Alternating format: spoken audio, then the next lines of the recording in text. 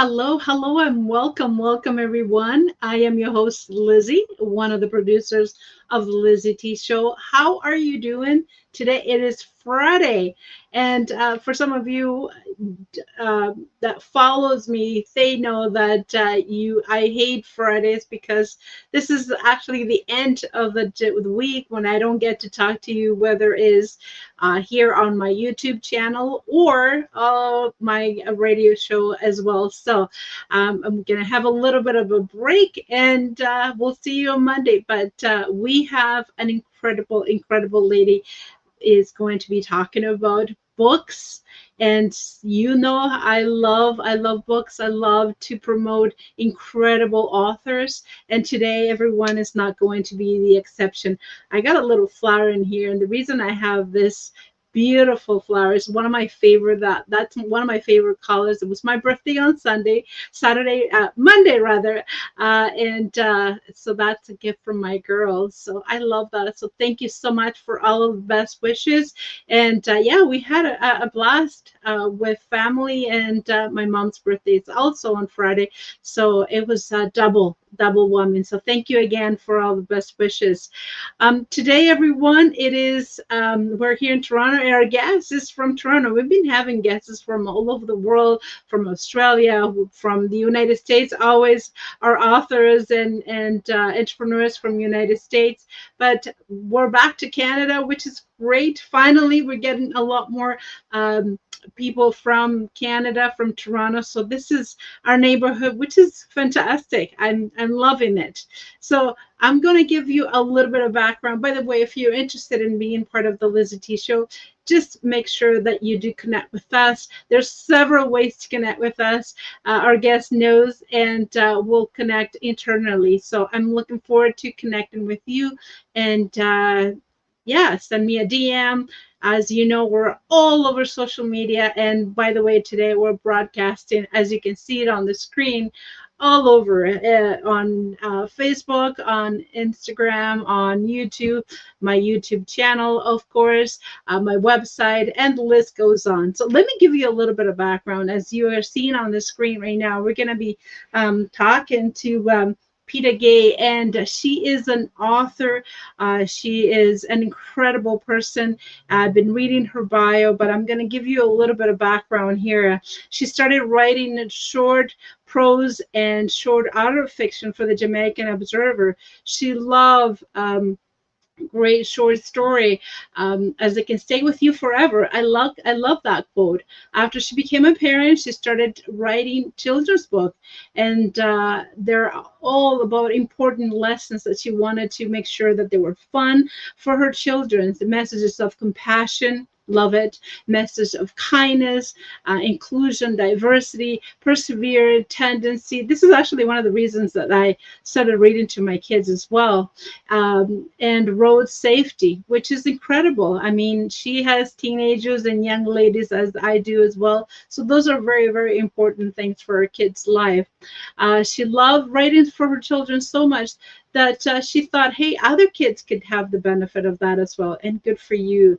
Good for you. This is what's important to her, and to make sure that other kids have that imagination as well. And that's the true spirit of an entrepreneur, a spirit of a writer. She wants to make sure that others gets the benefit of this.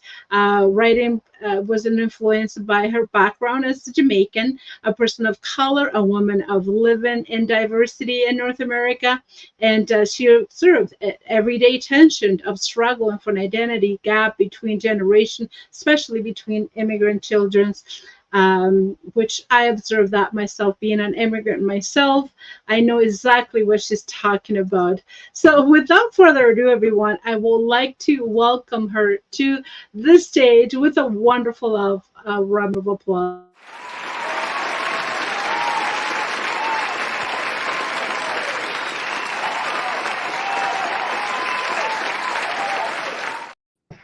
Hello, Peter, and welcome to the LizyT show. How are you doing today? I'm doing really well, thank you. That was a lovely introduction. Thank you so much.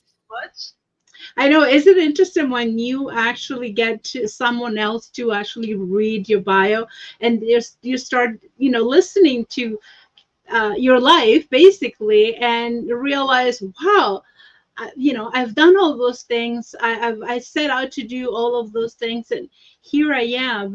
This is doesn't sound like my life, but it is. It feels surreal, doesn't it? It does. It does. Yeah.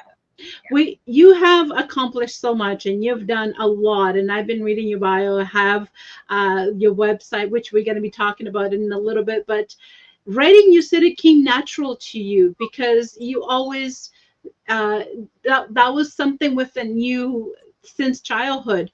Did you have somebody in your life, a family member, a distant relative, somebody that influenced you, or this is part of you since you've known being you? I It's possible that there might have been a past ancestor who loved writing, but my parents are natural storytellers. I've got a lot of my stories from them. But my mom used to read to me every single night when I was a little girl. And I think that's where my love of reading came from. And I think writing just followed from that. And growing up as the eldest child in Jamaica in the 70s, it was a time of turmoil back then. I think writing was my escape. Maybe in today's world with the internet and social media, maybe I would not have turned out this way. But back then, we did not have the internet. Television signed on at 4 o'clock. So writing was my way to express myself, to heal myself, and just to get my thoughts out. So I think it started from then. Mm-hmm. It's interesting that you said that your parents always read to you, my mom, your dad always read to you. And I think that's so important to get that creativity. And I find that actually yesterday had the privilege to just go to, you probably know this place because you've taken your kids yourself to uh, the merry-go-round, the Woodbine area. And Yes. exactly. So I remember they're young, my older younger than my girls, and the first thing I ask, what are you reading lately? Because I'm curious to know, and that is exactly the same thing to my kids. I read them as much as I was able to because they come to an age that obviously they don't want mommy to read them anymore.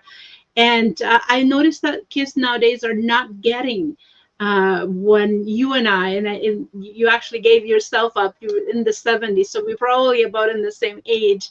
They're not getting as much as reading as they used to when you and I grew up. And I think a lot had to do with social media, with the internet. I think so. I think so. Yeah, yeah. And Go ahead. and I'm glad that you're actually doing something about it, writing children's book. And this is what we need to have more and more nowadays. Try to limit our kids with video time and play time and internet time, and having going back to the real, grabbing the book, smelling the pages, get their imagination flowing, and all of that good stuff that I find that it's getting lost and lost more and more with time goes on. It is. And to be honest, it gets lost with us adults as well. I mean, I find that even with myself, if I have been just watching movies and scrolling, to get back to the written word is actually a lot more difficult. And I think it's just how our brain works. We get used to a certain thing, and if it's easier, the brain is going to take the path of the least resistance, and it's going to want the movie instead of the book.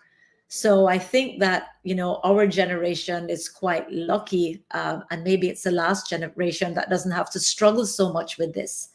I found that with my older girls, pre-internet, they are readers, even up to today.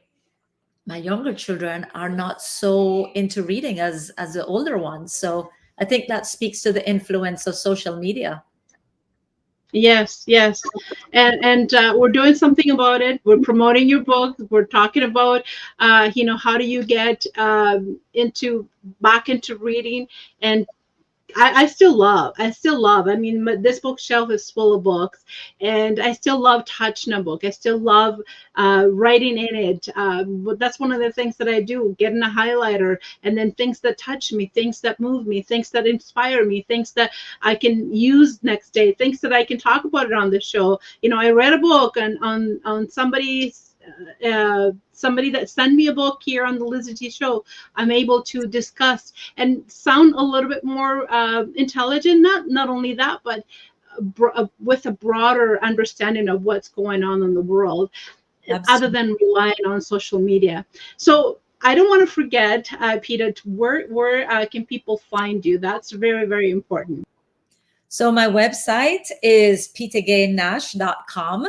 Um, Thank you. And I also have I'm on Instagram, I'm on Facebook, but also I should have given you my website, because if anyone from Canada wants to buy the book, they can just message me, and I can get that out to them as well.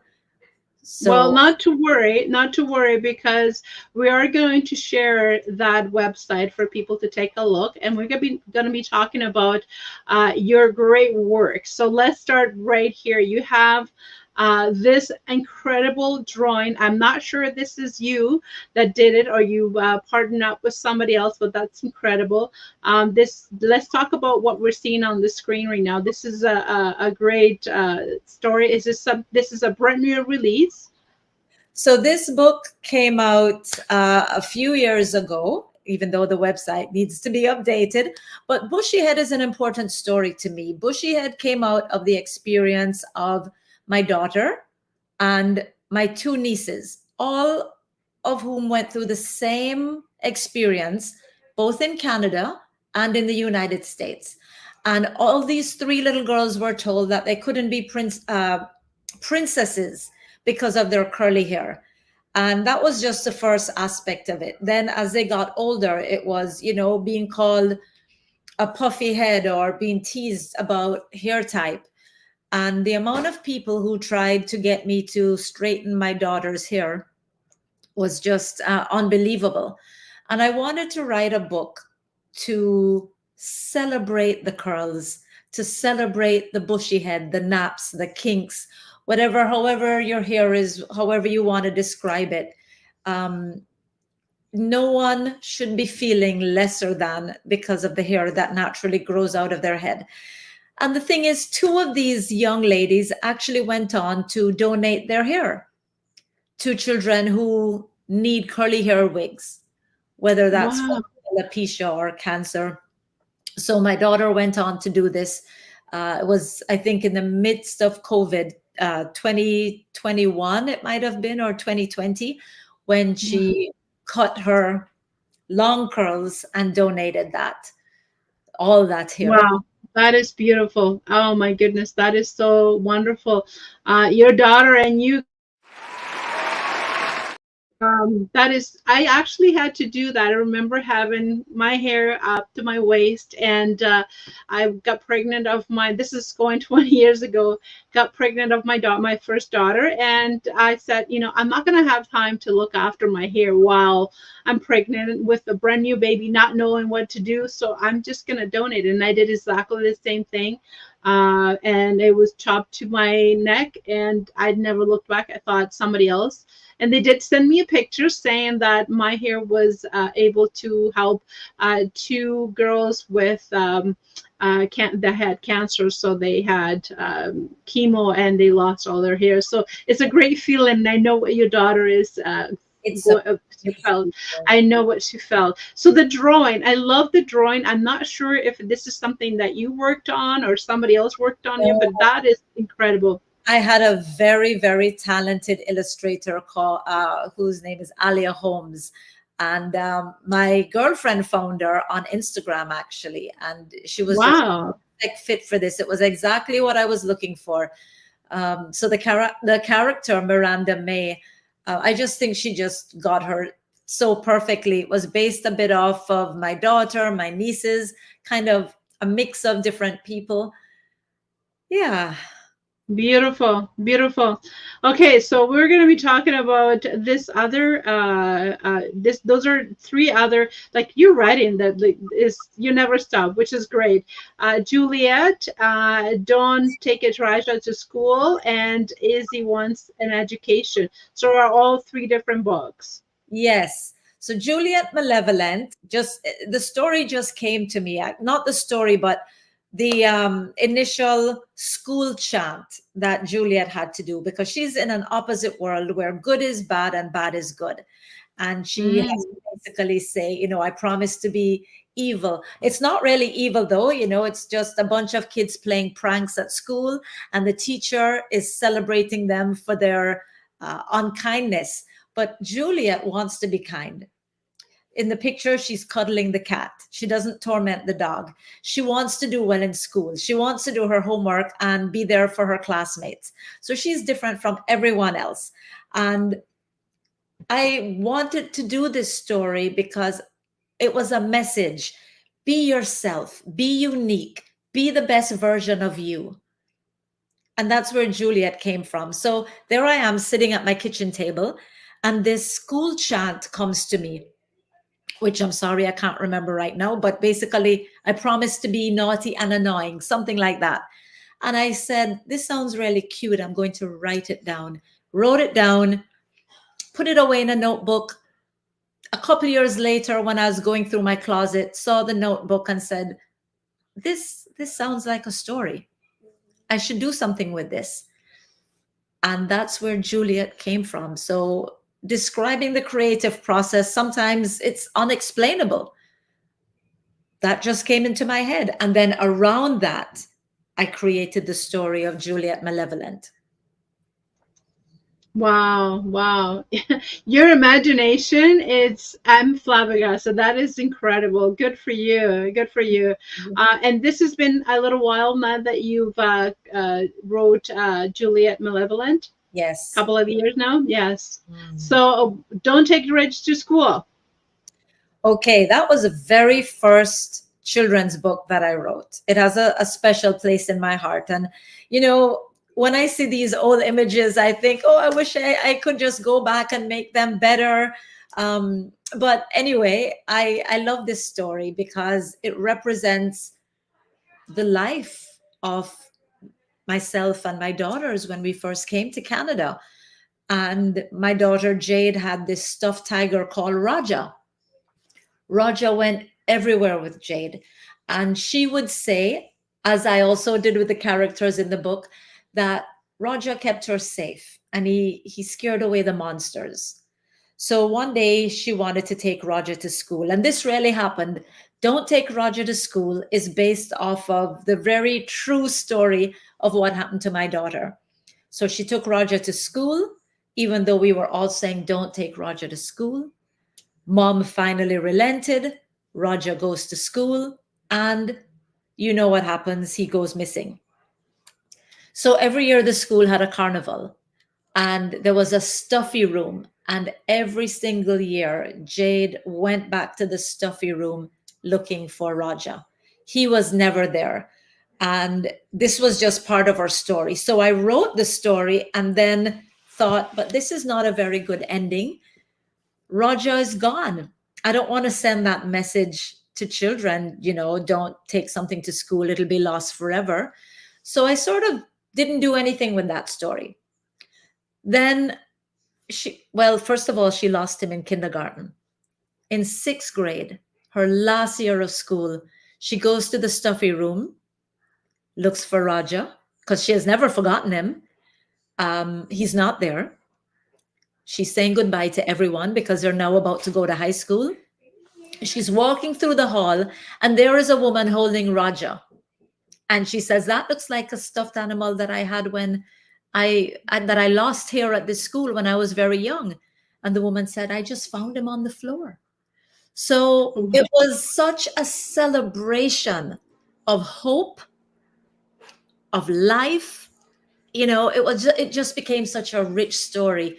And we still have Raja here with us today. I mean, he's missing an eye now, but I had to write that story. And when I'm doing school presentations, I tell kids that Jade has always loved cats. And now she has a real life Raja. We have a cat living with us called Monkey. So she's never given up that love. It's interesting that actually you gave me the perfect segue, because I was going to ask you, are you doing this in school? And the answer, obviously, you are, because what you're doing, again, has to be taken back to real hands-on kids, for them to experience, for their imagination to go wild, and for their they need that. They need that. I just that's all I can say. They need that. So good for you. How, what is the feedback when you go into a schoolroom and a classroom and you started telling your story? I can just see their eyes, just wandering around and asking questions. What are the ages usually that you work with, and what is the response from the teachers and the parents when they get to see your presentation? Usually it's 3 to 7. And I always get a good response, especially with Juliet Malevolent, because I think kids love the idea of an opposite world. And I think they find that, very funny. Um, I think they like that the most. I've had the best feedback with Bushy Head and with Juliet Malevolent.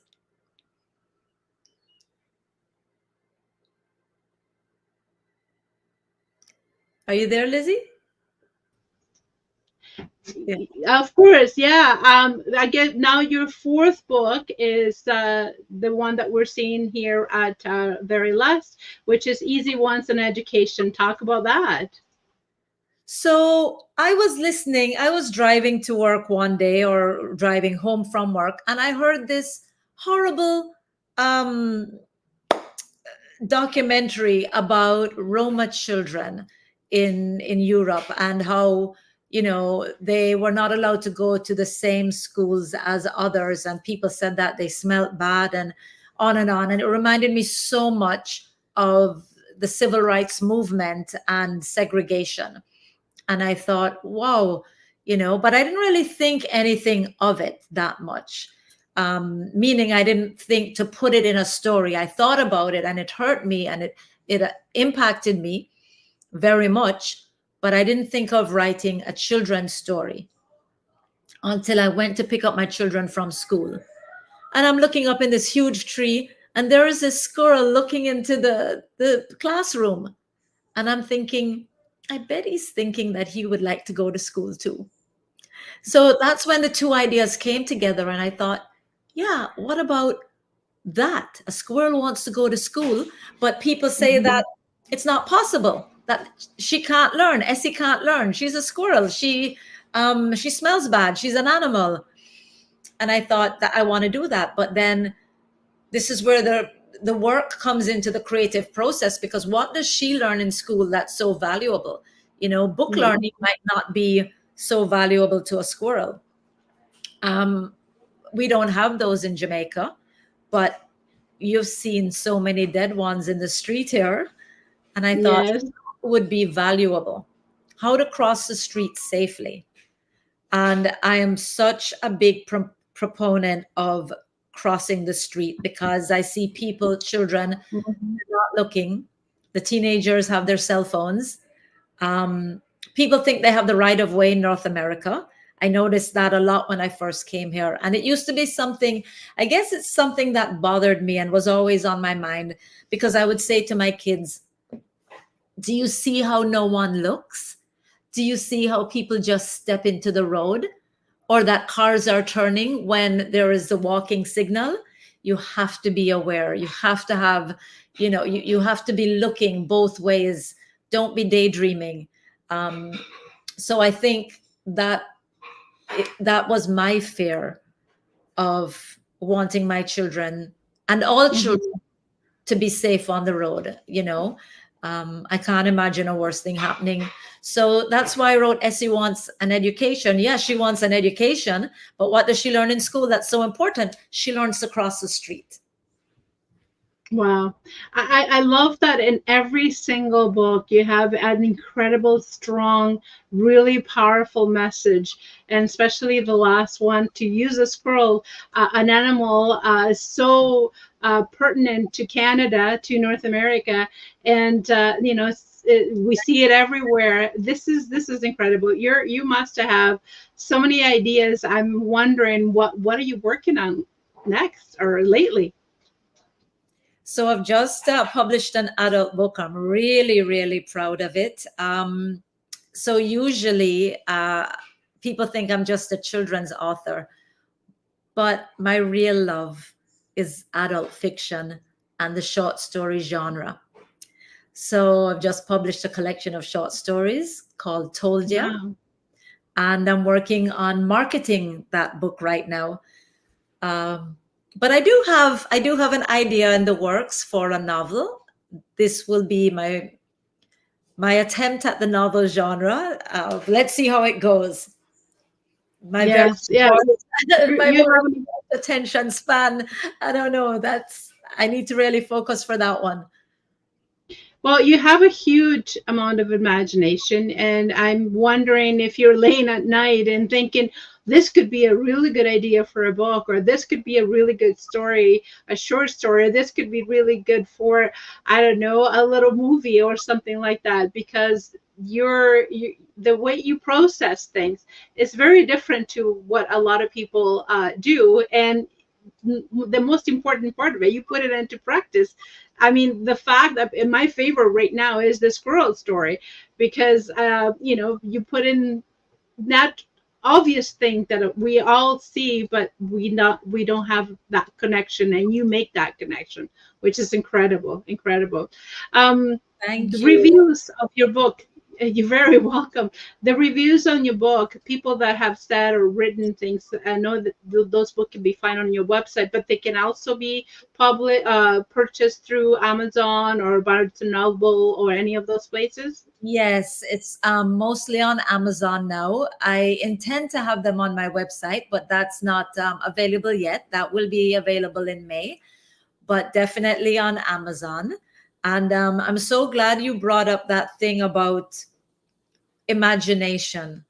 Imagination Mm-hmm. is so important, and I've never had a problem with imagining stories, but my block comes with the follow through and making the space Mm-hmm. and time to write. I definitely would say that I need to work on that a lot more And because where do you usually for the adult story? What you're working on something for adults now, which is brand new to you because you've been writing for a while now, all about children's. Where did the inspiration came from to write your adult book?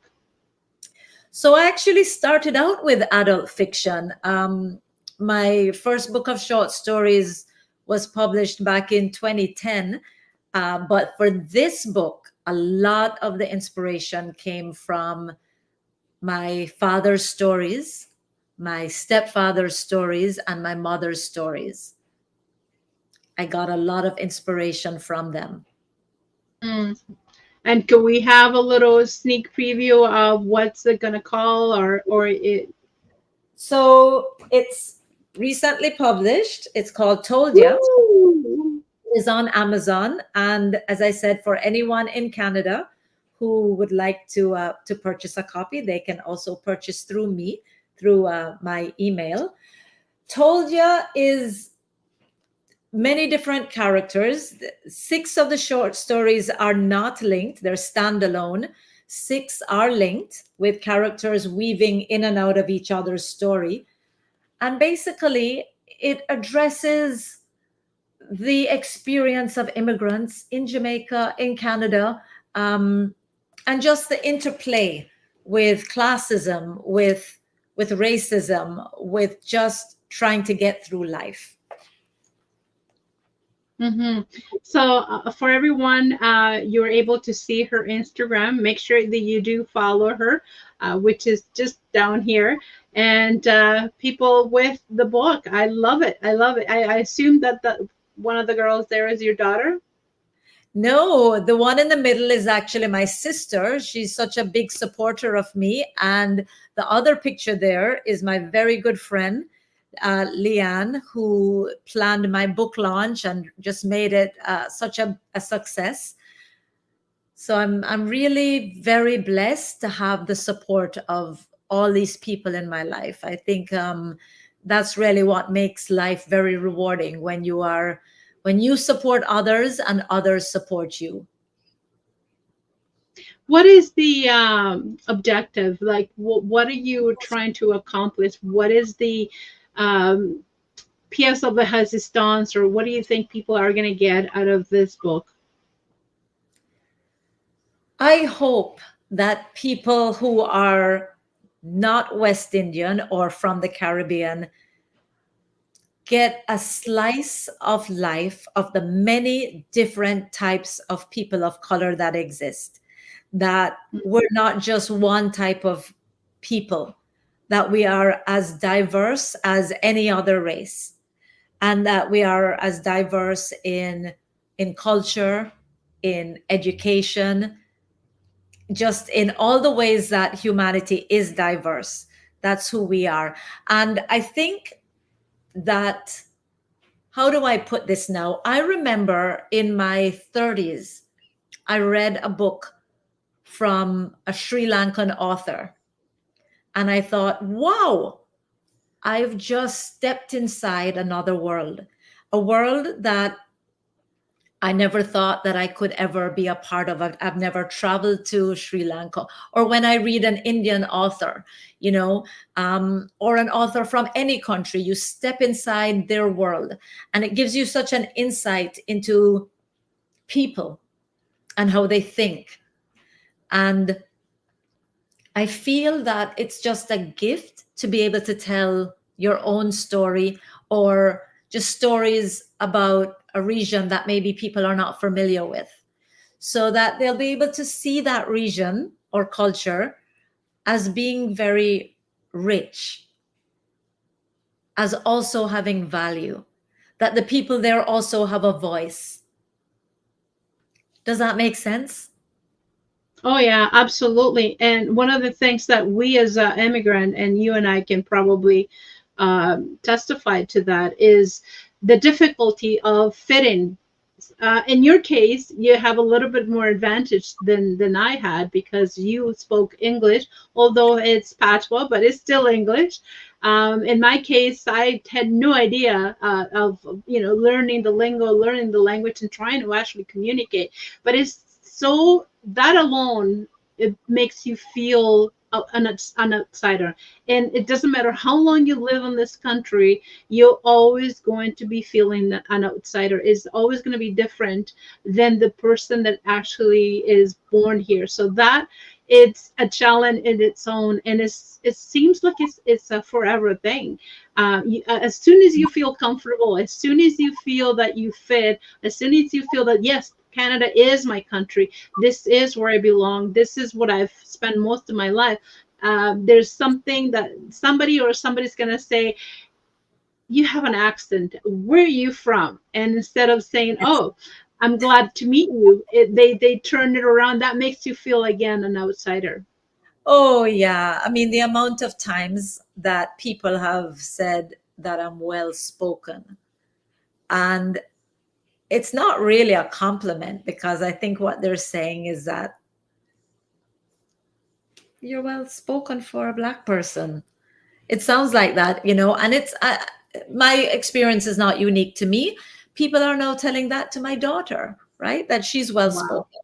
And it's just, it's a microaggression, and I'm sure many times people don't mean it that way, but their bias comes out. That's right. Actually, or And that makes you feel uncomfortable. yeah. And I'm glad that you are actually having this book to kind of shine the light and see, hey, um, especially in Ontario, especially in Toronto. I mean, 90%, I believe, that the population that lives here is from another part of the world. I used to live in Saskatchewan, where yes, very not a lot of immigrant, and you can say yes, most are predominant Canadian. But in Toronto, I mean, we have to actually count in one hand who actually is a native Canadian. Right, that's Everybody is from a different part of the world. right. That is so true. So I think that I love to add my voice to the narrative of literature. And I think that's my goal. I would like to be known as a Caribbean writer who is also adding her voice to the wide, rich array of Caribbean stories. And I think I'm very proud of Told You because I think it achieves that. For A trust. sure, for sure. And then this is a testament, and this is, I mean, everybody that you know is carrying your book. I've seen you on social media, and that was the proof is on the pudding, and people are definitely gonna get what the essence. We're all equal, we're all the same, let's respect each other's differences. You started doing that with the children's book. Now you're upping up a level and saying to the adult, hey, we're all the same, we all deserve to be respected and to be honored and to be acknowledged for who we are and not where we come from or where our accent is from or where our color is from. We need to be respected as a person. I love your message. I love your message. Thank Um, are you are you bringing? How was the book lunch? I mean, you were saying that your sister-in-law helped you, or your sister rather helped you with the book lunch. How did you feel? So my friend helped me, but I actually had help from a lot of friends, my husband, my children. So it was such a success. There were over 100 people there, and I wanted it to be more of a celebratory book launch instead of just me sitting there reading. I had food. I was supported by Jamaican small businesses like Bold Lemonade, Jeannie's, who is a local Mississauga Jamaican store. She supplied patties, pizza-ish. So there was jerk chicken pizza. Wow. We also have oxtail pizza. So yes, and a bunch of we had a raffle with a gift basket, and other small business owners donated to that basket. So it was really, really a great occasion for me. I felt very good about it. And one more thing about Told Ya, and going back to biases and the book, is that the characters are not politically correct. They also Oh, have their own biases. And I just think that it would be interesting for other people outside of my community to also see that, oh, they have biases too, you know, um, in how they look at life and people. So I'm really excited about this book. I'm very proud of it. It took a long time.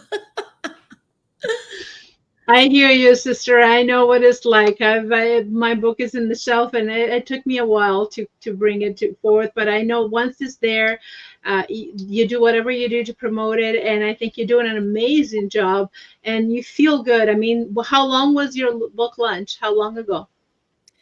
It was actually 7 days ago. Oh wow! Congratulations! It's right off the press, right off the press. Yes. So again, everyone, if you would like to purchase your own copy, do not hesitate to connect with her directly. Her website definitely is right here, and I know that there's a form in there. People can write to you as well for if they want a copy through you as well, and it's going to be on Amazon as well. Oh, it is in Amazon already, right? Yes, it is.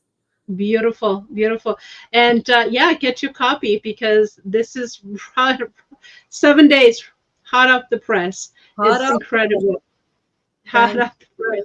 Yeah. So one of the things that I noticed too, that your imagination, we talked about that, it just goes and goes and goes. What do you think? What do you see your this book, or perhaps even another book, doing later on in the future? Novel, series, movies, short stories, YouTube. I don't know. The sky's the limit. I have so many ideas. So that's never been my problem. Um, my mind just goes and goes. I'm always telling stories in my mind. I'm always coming up with those things. I think what my blocks are self-doubt still, you know, and for anyone who is embarking on this journey, I just want to say to them that you may always have that, right? But it's just about pushing through.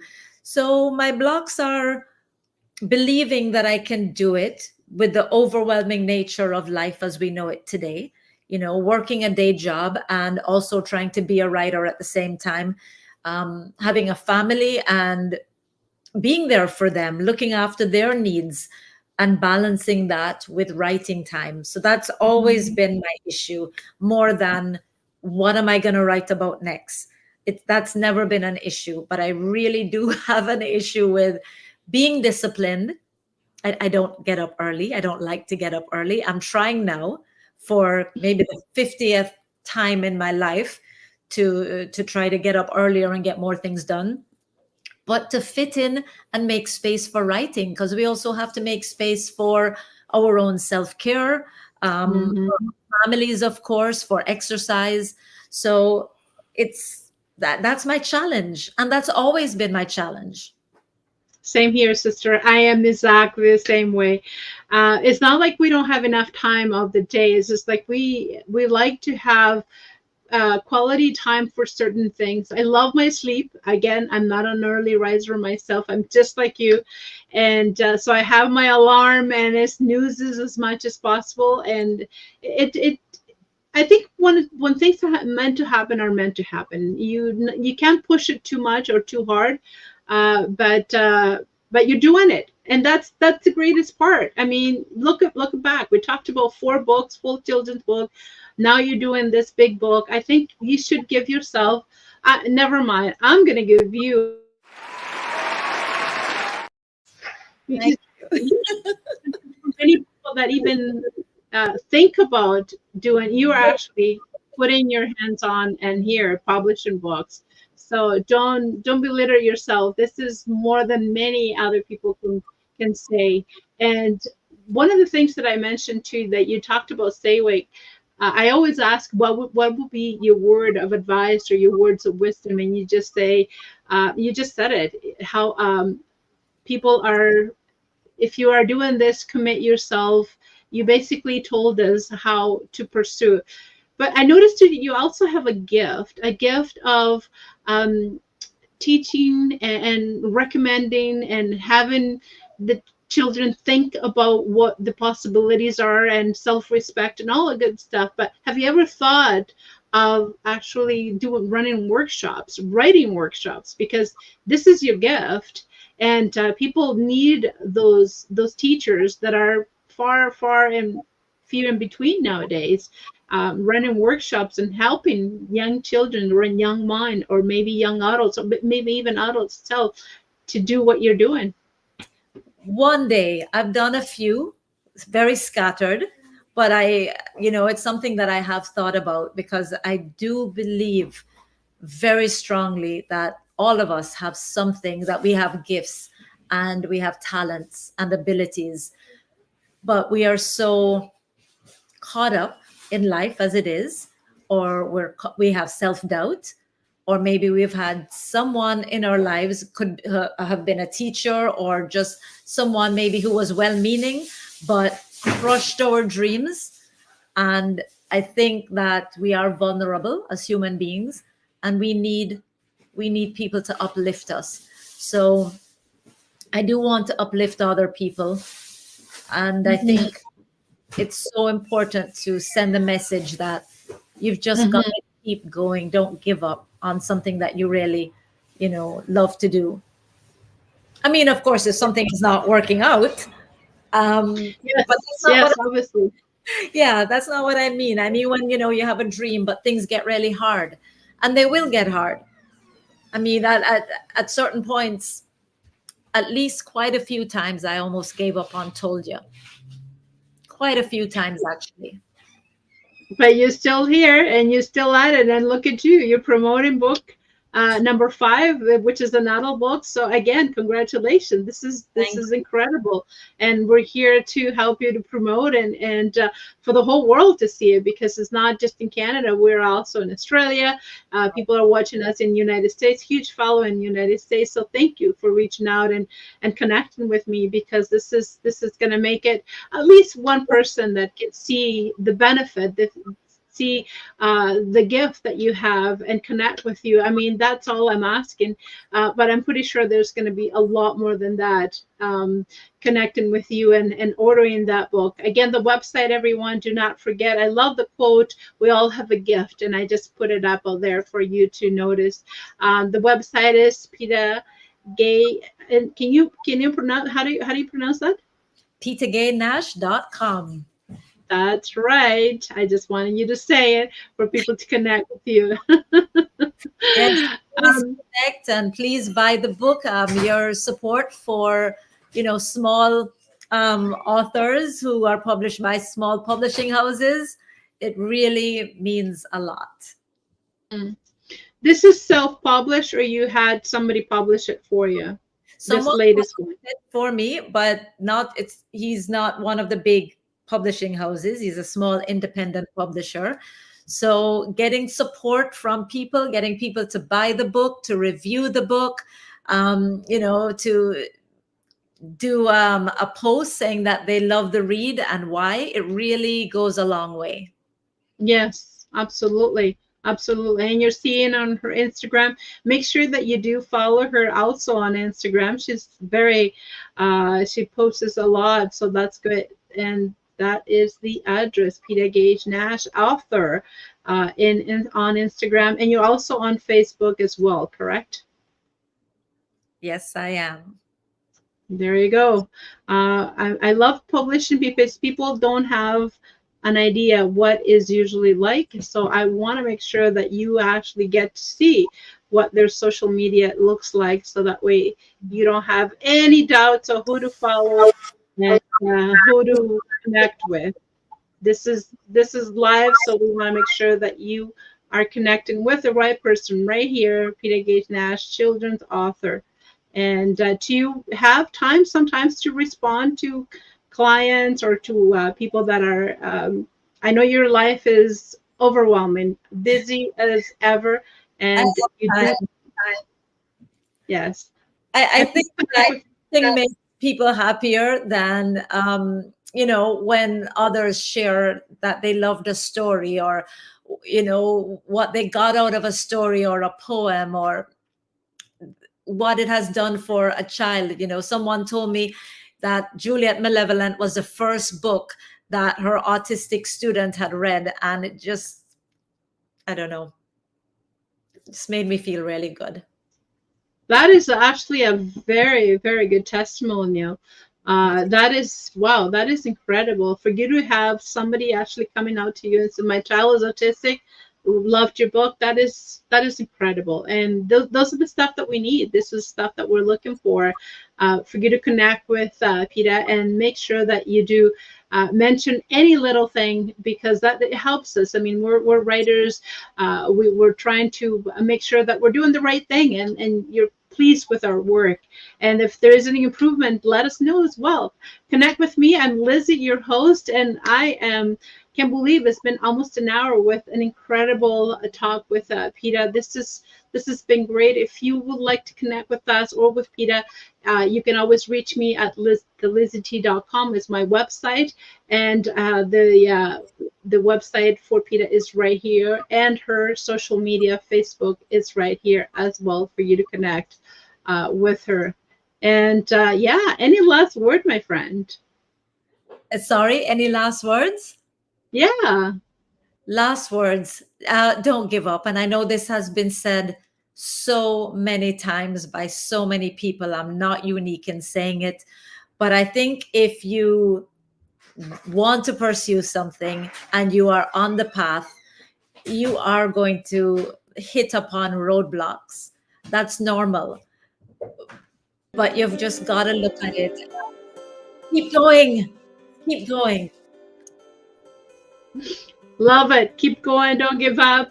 Those are the words for a very wise woman, authors of 5 books. And I am so honored and privileged to have her here, sharing her knowledge, her expertise. You look amazing. You look beautiful. Love your red top, by the way, and your necklace. And this is powerful. It gives us a reason of being here in this world, sharing everything that we do with you, my followers, my viewers. And again, I'm so honored to have you here with us today, and have an amazing day. Thank you, Lizzie. It was a pleasure to be here. Thank you so much. I really enjoyed Thank you. And we'll see you guys soon with another guest. And make sure to follow this lady. We'll see you back soon. Bye bye for now. it. Bye.